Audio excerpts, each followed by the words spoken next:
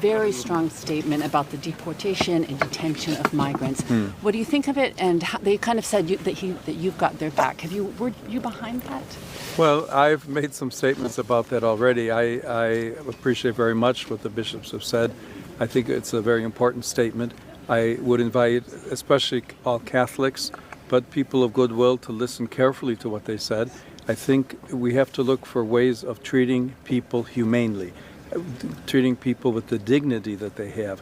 If people are in the United States illegally, there are ways to treat that. There are courts. There's a system of justice. I think there are a lot of problems in the system. No one has said that the United States should have open borders. I think every country has a right to determine who and how and when people enter. But when people are living good lives, and many of them for 10, 15, 20 years, to treat them in a way that is extremely disrespectful, to say the least, and there's been some violence, unfortunately, I think that the bishops have been very clear in what they said, and I think that I would just invite all people in the United States to listen to them.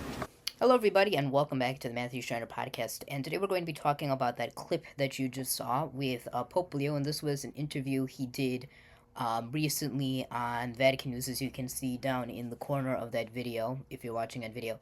But if you just heard the audio, this is from Vatican News. And so this is in regards to immigration and such in the United States. And we previously talked about this as Pope Leo released, his first document, De Lexite, and immigration or migration was a section on this. However, what Pope Leo says here is very definitive. It's very important, and I think what he says here is very important for the issues and such in the United States, at least of current.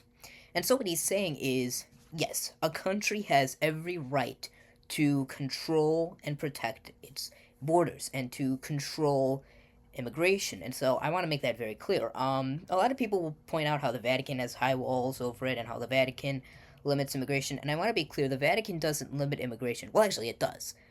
In the sense that there's not immigration at all. There is very much not a thing as immigration into the Vatican. If you're going into the Vatican, you're practically visiting a museum that happens to also be a state, a sovereign state on its own. So yes, you do have to get into a proper port of entrance, and if you break in, you don't take a proper port of entrance, then yes, you do get in trouble. So I just want to make that clear about kind of what's going on with this whole thing that I don't think, I think this whole Vatican argument that a lot of people make is completely silly, but I want to at least say something about this. But anyway, so this is the most recent thing that Pope Leo has talked about and has done regarding immigration. And so he's been interviewed before on immigration in the United States. Of course, this is a very hot topic amongst Catholics. I think that there has been some kind of a stir because of Pope Francis and what Pope Francis said, but most especially, too, with what Pope Leo has said. But here, Pope Leo is very definitive here in what he says, and also, he's been definitive before, but also this is very much kind of saying, okay, what the Trump administration is doing, it's okay, but there has been some issues. And he points out very clearly, violence. Violence has been one of these big issues. You can find videos of violence between immigration agents and illegal aliens or even legal citizens, and this of course is a problem. And so the other thing Pope Leo talks about that I find very interesting is that there are illegal immigrants who've been here for 15, 20 years. They've been good people, they haven't done any wrong, so is it necessarily right to just deport them? And he says, legal process and justice and all this. And so I'd completely agree with that. I think it's a very nice ideal to simply just deport any illegal immigrant. Like, they're not here legally, we gotta just get them out of here. I think it's an ideal. It's a very good ideal, but I think in practice that doesn't work. And in practice, we've seen here it doesn't work, and it often turns violent, and it turns into fear and all this that the bishops have been talking about.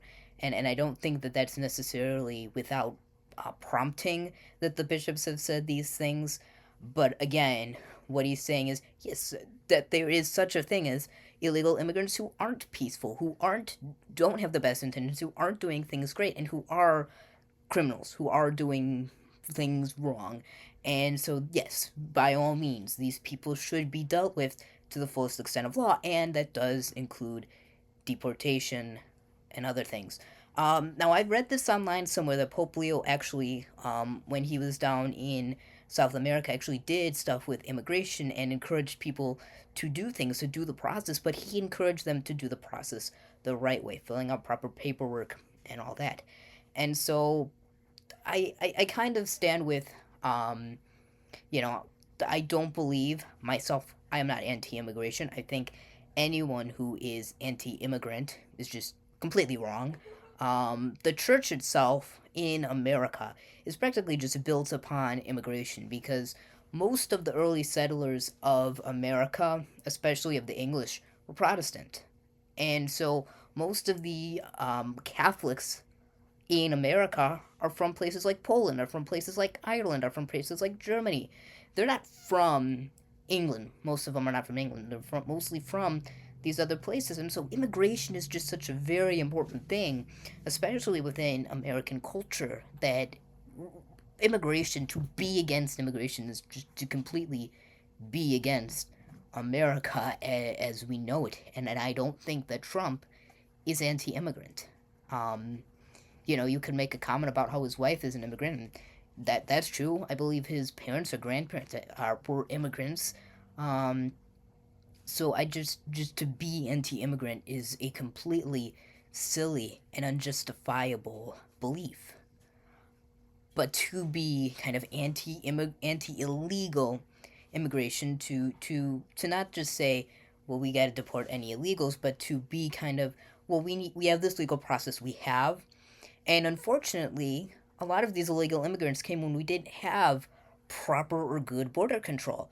And so, should they be punished necessarily for these bad actions of previous administrations? And so, that's kind of, I think, one of the things I saw online too was, listen, the illegal immigration and all this, where we've had high numbers, has been because of administrations who just didn't take this seriously, who didn't take control of the southern border seriously. Has this problem been solved? Yes. And deportation is not a new thing. There was, I believe, you can see there's people who point out, well, Obama did mass deportations. Now, does that justify what Trump's doing? No. Does it justify these ICE raids and everything that are going on in America? No.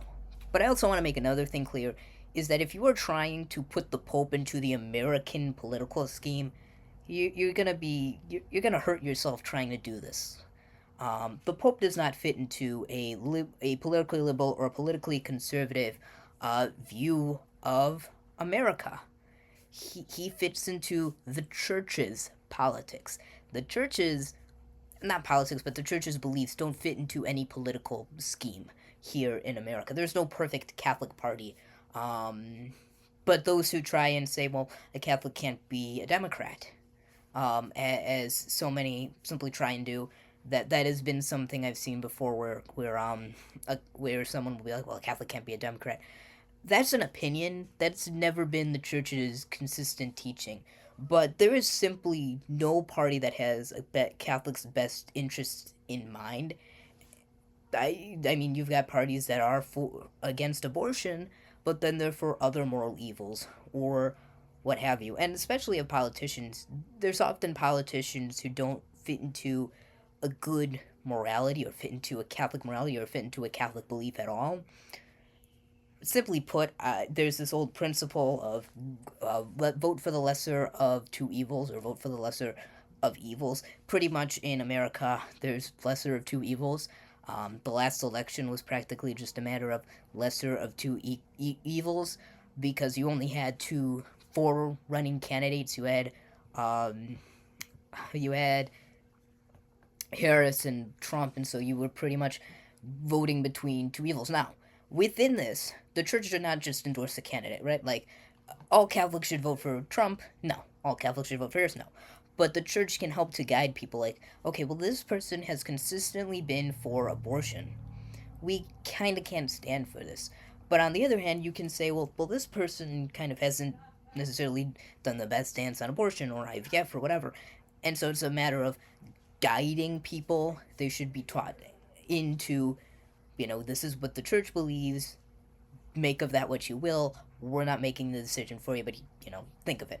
And it's the same thing with the assisted suicide in Illinois.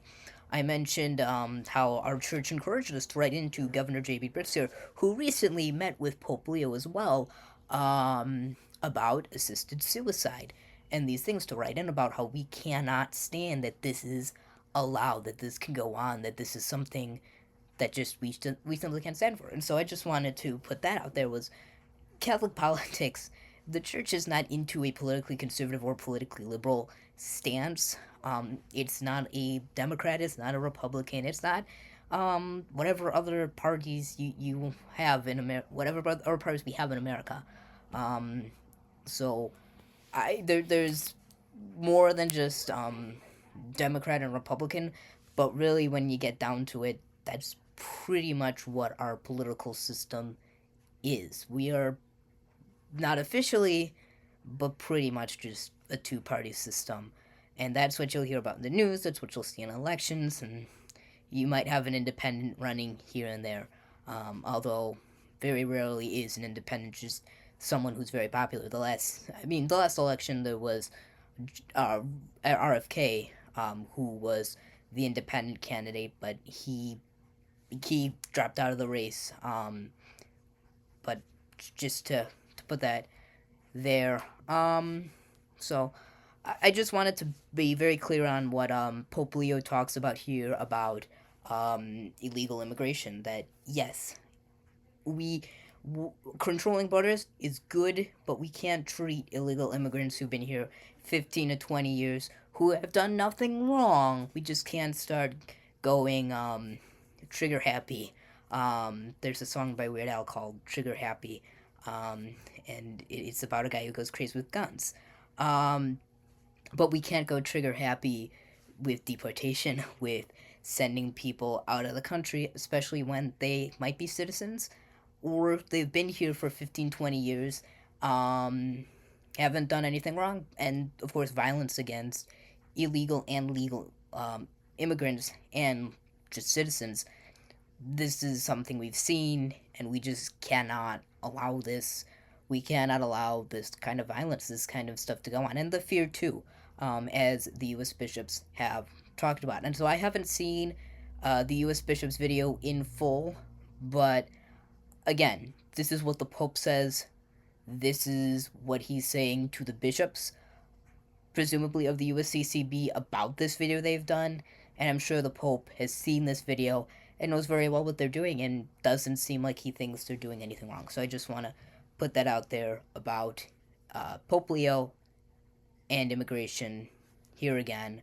So God bless, and I will see you next time. Thank you all for watching. If you enjoyed this video, please consider liking and subscribing. Doing so helps us to spread this Catholic and Christian message to all. Please also consider supporting this channel on Patreon.